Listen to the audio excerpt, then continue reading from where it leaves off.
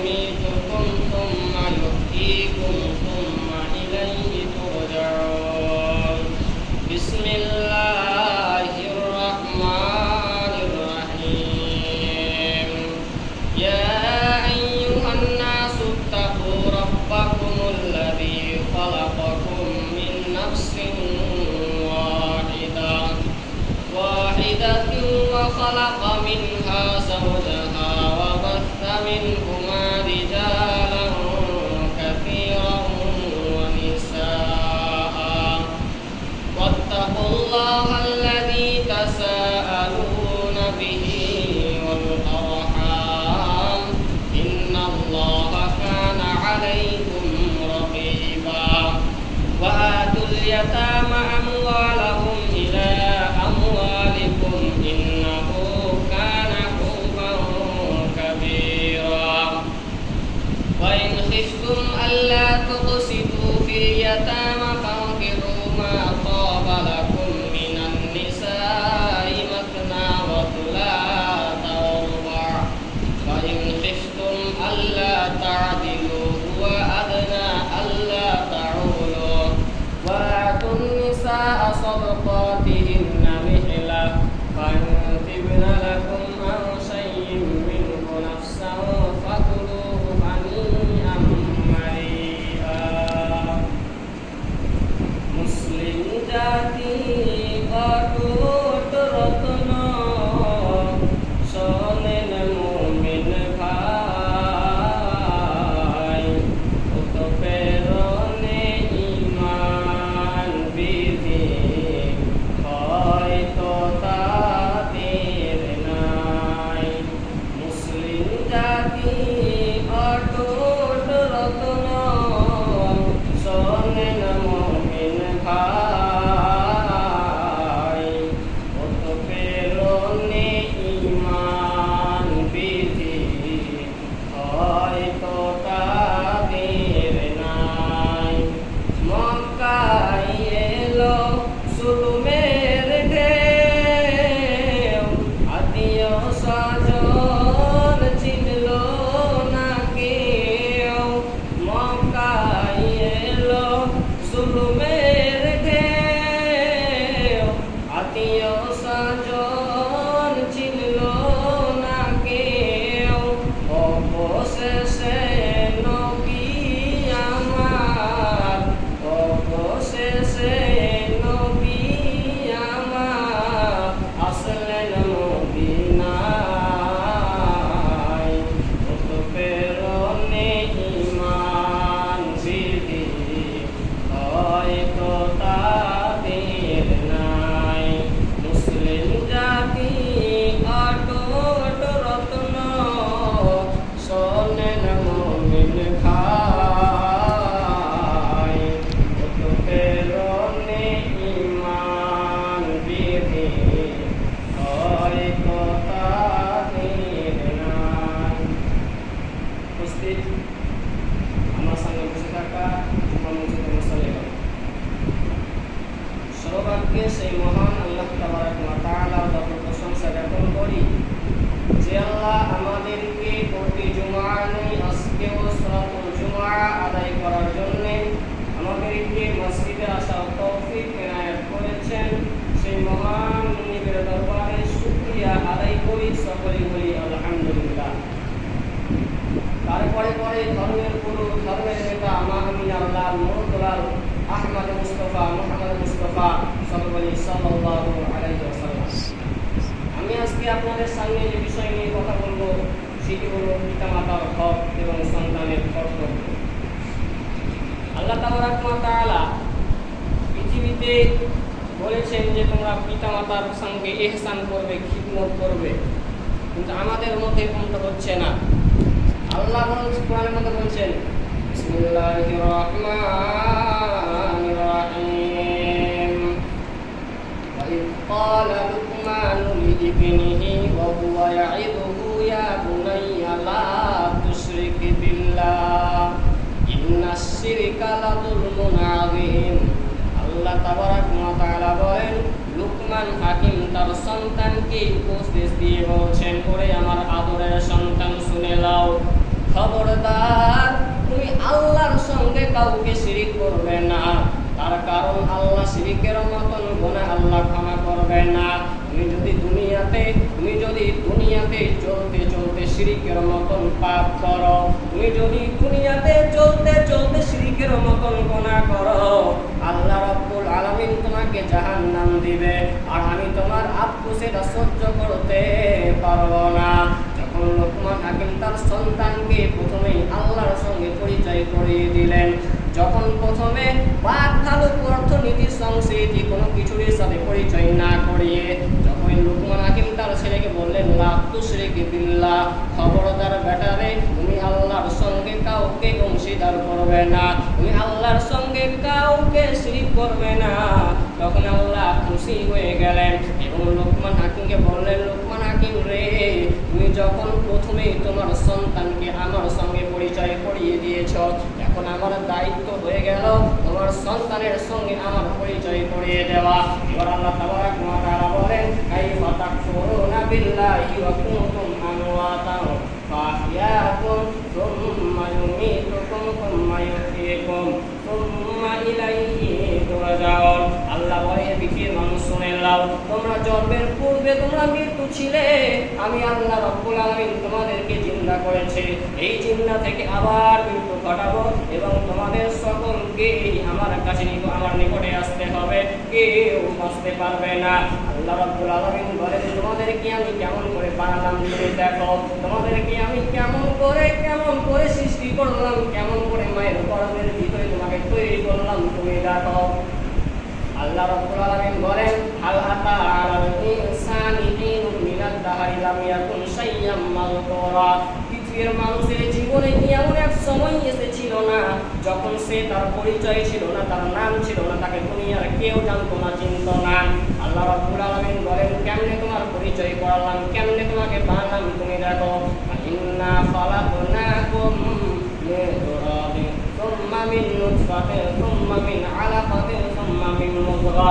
আমি আল্লাহ রাব্বুল আলামিন তোমাকে সৃষ্টি করেছি মাটির উপাদান দিয়ে, তৈরি করেছি পুরুষের স্টারজাম ও মহিলাদের রগাম দুটি তীব্রেই মায়ের গর্ভের ভিতরে, নাপাক পানির ফোঁটাকে রক্তে পরিণত করে দিলাম, আর এই জমাট রক্তকে গোস্ত বানালাম, কচি কচি হাড় দিয়ে একটি বডি একটি স্ট্রাকচার তৈরি করলাম, তারপরে ফাকাসাউনাল ইযামা লাহমা, তারপরে ছাউনি দিয়ে সুন্দর করে তোমার দেহকে আমরা সাজিয়ে দিলাম, তারপরে এমন একটি সুরক্ষিত জায়গায় রেখে দিলাম যেখানে কোনো রোগ জীবাণু পৌঁছার কোনো ক্ষমতা নেই, এমন একটি ইন্টেনসিভ ইউনিটের ভিতরে রেখে দিলাম, এমন একটা কভার বা প্যাকেটের ভিতরে রেখে দিলাম যেখানে কোনো রোগ জীবাণু পৌঁছার কোনো ক্ষমতা নেই। বান্দা, আমি ইচ্ছে করলে তোমাকে দুনিয়াতে পঙ্গু করে দিতে পারতাম, বন্ধ করে দিতে পারতাম, বিবর্ষণ করে দিতে পারতাম, দুনিয়াতে তোমাকে মৃত্যু সন্তান হিসেবে বের করে দিতে পারতাম। আমি আল্লাহ রাব্বুল আলামিন এমনটা করে নাই। আল্লাহ রাব্বুল আলামিন বলেন, যখন মায়ের পেটের ভিতরে বাচ্চার রূহ এসে গেল, যখন মায়ের পেটের ভিতরে সেই সন্তানের আত্মা চলে এলো, যখন ক্ষুধার প্রয়োজন হলো, তখন দুনিয়ার কোনো নেতা, ডাক্তার, চিকিৎসা বিজ্ঞানী মায়ের পেটের সন্তানের জন্য খাবার সরবরাহ করতে পারে না, খাবার জোগাড় করতে পারে না। আল্লাহ রাব্বুল আলামিন বলেন, আমি আল্লাহ রাব্বুল আলামিন তোমার খাবার দাবার ব্যবস্থা করেছি, আমি তোমার মায়ের মাসিক অসুখকে বন্ধ করে দিয়ে তোমার মায়ের নাভির সঙ্গে তারের মতো সংযোগ করে দিয়েছে, আর ওই তারের মাধ্যমে তোমার মায়ের রক্ত দিয়ে তোমাকে ধীরে ধীরে আমি আল্লাহ রাব্বুল আলামিন বড় করেছি। রক্তটা মুখে লাগাইনি, কারণ নাপাক রক্ত মুখে লাগলে মুখটা নাপাক হয়ে যাবে। দুনিয়ায় আসার পর মুখটাকে পবিত্র রেখে দিলাম, যাতে করে দুনিয়ায় আসার পর এই পবিত্র মুখখানা দিয়ে তুমি আল্লাহ নামের জিকির আজকার করো। আল্লাহ তোমাকে সুন্দর করে বানালো, হাত দিল, পা দিল, সে আল্লাহ বলছেন, খবরদার পিতামাতার সঙ্গে তোমকে কথা বলবে না, তার কারণে দুনিয়াতে পিতামাতার মতো আপন আর কেউ হবে না। একটা গ্রামে একটা কুয়ো ছিল, সেই কুয়োর ভিতরে সেই কুয়োতে সবাই জল উঠাতো, গোটা গ্রামের লোক সেই কুয়া থেকে জল তুলত। এবার তখন সেই কুয়াতে একদিন বালতি ফেলছে একটা মেয়ে, সে বালতি কেড়ে যাচ্ছে, ব্যাপারকে বালতি কেড়ে যাচ্ছে, তখন গ্রামের মড়লের কাছে যাওয়া হলো। এবার গ্রামের মড়লকে গিয়ে বলছে, মড়ল আমাদের গ্রামে যে কুয়ো রয়েছে সেই কুয়োর ভিতরে জয়বার বালতি ফেলি তৈবার বালতি কেড়ে যায় ব্যাপারকে মরল এবার বলছে মেয়েদের কথা যত আপন তা বল চলো আমি নিজে যাব। এবার তখন মরল গিয়ে সেও বালতি ফেলে দিয়েছে, বালতি কেড়ে যাচ্ছে, ব্যাপার কি কি হয়েছে। এবার তখন কবিরাজ যারা ধান্দাবাজি করে বেড়ায় তাদের কাছে গেল। এবার গিয়ে বলছে আমাদের গ্রামে একটা কুয়ো রয়েছে, সেই কুয়োর ভিতরে আমরা সবাই জল তুলি, কদিন থেকে আমরা জয়বার বালতি ফেলি তৈবার বালতি কেড়ে যায়, ব্যাপার কি কিছুই তো বুঝতে পারলাম না। এবার তখন সেই কবিরাজ হাত দেখে বলছে সাংঘাতিক ব্যাপার, দক্ষিণ আফ্রিকার খবর। তখন বলছে গ্রামের বড় লোক মরবে, গ্রামের মরল মরবে, ব্যাপার কি। তখন বলছে মরল বলছে বাঁচার কোনো উপায় নাই, বলছে আছে 10,000 টাকা লাগবে। এবার তখন 10,000 দিয়ে দিল, বলছে 3 দিন পর বালতিতে আর বালতি কাটবে না। এবার 3 দিন পর আবার বালতি হচ্ছে, আবার কেড়ে যাচ্ছে। এবার তখন অন্য কবিরাজের কাছে যাওয়া হলো। এবার তখন সেখানে গিয়ে বলছে এরকম ব্যাপার কি হয়েছে। তখন সে বলছে সাংঘাতিক ব্যাপার, যে বলেছে ওই ভুল বলেছে, এটা হলো সুন্দরবনের ভুল। এবার তখন বলছেন 20,000 টাকা লাগবে, তাহলে হয়ে যাবে। 20,000 টাকা দিল, বলে 3 দিন পর বালতি ফেলবে না, আর বালতি কাটবে না। আবার 3 দিন পর বালতি ফেলছে, আবার যেই কাছে বালতি কেড়ে যাচ্ছে। এবার তখন মরল গোটা গ্রামের মানুষকে এক জায়গায় হাজির করলো। এবার তখন বললো কে বলো, কে তোমরা কে এই কুয়োর ভিতরে নামবে বলো, কি আছে এর ভিতরে দেখতে হবে, কে এই কুয়োর ভিতরে নামবে বলো। এবার তখন একজন যুবক হাত তুলে বললো আমি নামবো। তবে দড়ি ধরবে কে? তখন বলছে গ্রামের বড় লোক দড়ি ধরবে, না নামবো না। বলছে গ্রামের বড় ধরে, বলছে না নামবো না। বলছে গ্রামের সবাই দড়ি ধরবে, বলছে না নামবো না। তখন এবার তাকে বলা হলো তুমি বলো কে এই দড়ি ধরলে তুমি নামবে, তুমি বলো। তখন বলছে আমার মা বাবা যদি এই দড়ি ধরে তাহলে আমি নামবো, না হলে নামবো না। তখন তার পিতা মাতার কাছে যাওয়া হলো। এবার তখন বলছে চাচি আপনার ছেলে গ্রামের কুয়োর ভিতরে নামবে, আপনাকে একটা সাহায্য করতে হবে। বলে কি সাহায্য? বলছে দড়ি ধরতে হবে। বলছে আমার 70-80 বছর বয়স, কেমন করে আমরা দড়ি ধরবো?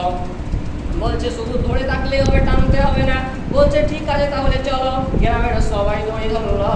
তারপরে সেই ছেলেটা কুয়োর ভিতরে নামলো।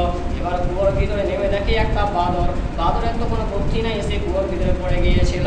সেবার যখন লোকেরা বালতি ফেলতো, সে বালতিতে উঠে বসতো, আবার দাঁত দিয়ে দড়ি কাটতে লাগতো, তার তো বুদ্ধি নাই। এবং তখন সেই ছেলেটা মিথ্যা কথা বলছে, দক্ষিণ আফ্রিকার ভূত। যেমন এই দক্ষিণ আফ্রিকার ভূত বলেছে গ্রামের বড় লোক পালিয়ে গেল, গ্রামের মরল পালিয়ে গেল, গ্রামের লোক পালিয়ে গেল, কিন্তু মা বাবা পালাতে পারলো না। তার কারণ সেই কুয়োর ভিতরে রয়েছে তার ছেলে। বুড়া মিলে এবার কষ্ট করে সে তার ছেলেকে উপরে তুললো। আবার গ্রামের সবাই হাজির হয়ে গেল। এবার তখন বলছে তোমাকে 5,000 টাকা ইনাম দেওয়া হবে। এবার তখন সেই ছেলেটা বলছে আমার ইনামের দরকার নাই, এই জন্যই আমি বলেছিলাম আমার মা বাবা যদি দড়ি ধরে তাহলে নামবো, না হলে আমি নামবো না। তার কারণ যখন আমি পানির ভিতর থেকে কুয়োর ভিতর থেকে বললাম দক্ষিণ আফ্রিকার খোঁজ, তখন গ্রামের বড় লোক পালিয়ে গেল, গ্রামের মরল পালিয়ে গেল, মা বাবা পালাতে পারলো না। এই জন্য পৃথিবীতে মা বাপের মতো আপন আর কেউ হবে না। আপন বলে যারে ভাবি সে তো আপন না, আপন আমার মা জননী অন্য কেহ না। আপন বলে যারে ভাবি সে তো আপন না, আপন আমার মা জননী অন্য কেহ না। বুঝিয়া মরণ যেদিন হবে, একদিন 2 দিন পরে সবাই ভুলিয়া যাবে। পাড়া পুরুষ আপন স্বজন মনে রাখবে না, পাড়া পুরুষ আপন স্বজন মনে রাখবে না। সবাই ভুলিলিও আমার মায়ে ভুলে না, সবাই ভুলিলিও আমার মায়ে ভুলে না। আপন বলে যারে ভাবি সে তো আপন না, আপন আমার মা জননী অন্য কেহ না। এই দুনিয়াতে পিতা মাতার চেয়ে আপন আর কেউ হবে না। এবার আল্লাহ তাবারাক ওয়া তাআলা বলেন সুম্মা নুখরিজুকুম তিফলাম, তোমাকে বাচ্চার আকারে আমি পৃথিবীতে নিয়ে আসলাম। পৃথিবীতে যখন তুমি আসলে, তোমার কথার মতো কোনো ভাষা নেই, তোমার মুখে কোনো ভাষা নেই, শুধু কান্না করো, শুধু কান্না করো। তোমার ভাষা কেউ বুঝতে পারে না। তুমি যদি তখন না খেয়ে মারাও যেতে, তখন যদি না খেয়ে মারাও যেতে, তাও তোমার ভাষা কেউ বুঝতে পারতো না। কিন্তু আমি আল্লাহ রাব্বুল আলামিন তোমার মায়ের ভিতরে এক দুর্বৃত্তি মহব্বত পয়দা করে দিলাম। যখন তুমি কান্না করবে, তুমি যখন কান্না করো তখন সেই কান্নার আওয়াজ মায়ের কানে যখন পৌঁছে যায়, মায়ের যখন কানে পৌঁছে যায়, মা হাজার কাজ ফেলে দৌড়ে এসে তোমাকে কোলে নেয়। এমন আল্লাহ আমাদেরকে দিয়ে মহব্বত পয়দা করলেন। সে আল্লাহ বলছেন, খবরদার পিতামাতার সঙ্গে তুমি ধমকে কথা বলবে না। যখন তুমি মায়ের পেটে ছিলে তখন তোমার ক্ষুধা উদ্বেগ হলো, এবার তখন ক্ষুধা যখন উদ্বেগ হলো, খাওয়ার আপনার ব্যবস্থা কে করবে? তোমার খাওয়ার ব্যবস্থা কে করবে? আমি আল্লাহ রাব্বুল আলামিন তোমার জন্মের 6 মাস পূর্বে তোমার মায়ের বুকের ভিতরে তোমার খাদ্য আমি আল্লাহ রিজার্ভ করে রেখে দিয়েছি। সেই খাদ্য শুধু খাদ্য নয়, সেটা হলো প্রতিষেধক ওষুধ। কারণ তুমি পেটের ভিতরে ছিলে, একটা কাভার করা প্যাকেটের ভিতরে ছিলে, তুমি একটা কাভার করা প্যাকেটের ভিতরে ছিলে। সেখানে কোনো রোগ ছিল না, জীবাণু ছিল না। কিন্তু এই দুনিয়ার ভিতরে শ্বাস নিঃশ্বাসের উপরে কত রোগ জীবাণু ছড়িয়ে রয়েছে, এবং সেই পচি স্বাস্থ্য শরীরকে প্রতিরোধ করবে। তাই আল্লাহ রাব্বুল আলামিন সেই দুধের ভিতরে প্রতিষেধক ওষুধ দিয়ে দিয়েছেন। আর আজকে সেই বিজ্ঞানীরা সেটা কথা স্বীকার করেছে। অনেক মা তার সন্তানকে দুধ দেয় না, নিজের শরীর ভালো রাখার চিন্তা করে, এটা অনন্ত খারাপ কাজ, নির্মম কাজ। আল্লাহ তাবারাক ওয়া তাআলা বলছেন, যখন মা তার ছেলেকে সন্তান দুধ পান করাবে, তখন মায়ের উপর ছেলের একটি মহব্বত পয়দা হবে। আর যদি না খাওয়াই তাহলে মহব্বত পয়দা হবে না। কারণ ইউরোপ আমেরিকায় মায়েরা তার মাকে মা বলে ডাকে না, বাপকে শ্রদ্ধা করে না। তার কারণ হলো, যখন মায়েরা তারা শপিং এ যায় তখন পুরুষ চেয়ারে তাদের ছেলেদেরকে ঠেলে নিয়ে যায়, আর কুকুরের বাচ্চাগুলোকে কোলে নিয়ে ঘুরে বেড়ায়। এই জন্য আল্লাহ বলছেন, এই জন্য তাদের মহব্বত বৃদ্ধি পায় না, মহব্বত বাড়ে না। আল্লাহ রাব্বুল আলামিন বলেন, আমি তোমাদেরকে সৃষ্টি করেছি এবং তোমাদের সমস্ত প্রয়োজন মিটিয়ে দিয়েছে। দুধটাকে ঘন করেননি, কারণ যখন তুমি খাবে একসঙ্গে চুষা মারবে, তখন তোমার কচি স্বাস্থ্য কচি করে বলে আটকে দিয়ে তুমি মারা যেতে পারো। এই জন্য আমি আল্লাহ রাব্বুল আলামিন দুধটাকে সামান্য পাতলা করে দিয়েছি, এবং সেই দুধের সামান্য মিষ্টি মিশিয়ে দিয়েছি, এবং মায়ের স্তনের গোটার ভিতরে একটা ছিদ্র দিলেই যখন চুষা মারবে তখন কচি পান্না আটকে যেতে পারে। এই জন্য আমি আল্লাহ রাব্বুল আলামিন শিল্প প্রতিষ্ঠা ছিল আমি আল্লাহ রাব্বুল আলামিন দিয়েছি, যাতে করে যখন চুষা মারবে যাতে করে তুমি খেতে পারো। যে আল্লাহ রাব্বুল আলামিন এত দুধ আপনার খাওয়ার ব্যবস্থা করলো, মায়ের ভিতরে এক দুর্বিনতি মহব্বত পয়দা করে দিল, সে আল্লাহ রাব্বুল আলামিন বলছেন, খবরদার পিতামাতার সঙ্গে ধমকে কথা বলবে না, বলবে না। তার কারণ পিতামাতা যদি অসন্তুষ্ট হয় তাহলে আল্লাহর জান্নাতে যেতে পারবে না। আল্লাহ রাব্বুল আলামিন বলেন, ওয়াকাদা রাব্বুকা আল্লা তা'বুদু ইল্লা ইয়্যাহু ওয়া বিল ওয়ালিদাইনি ইহসানা। তোমার প্রভুর পক্ষ থেকে সিদ্ধান্ত চূড়ান্ত ফয়সালা হয়ে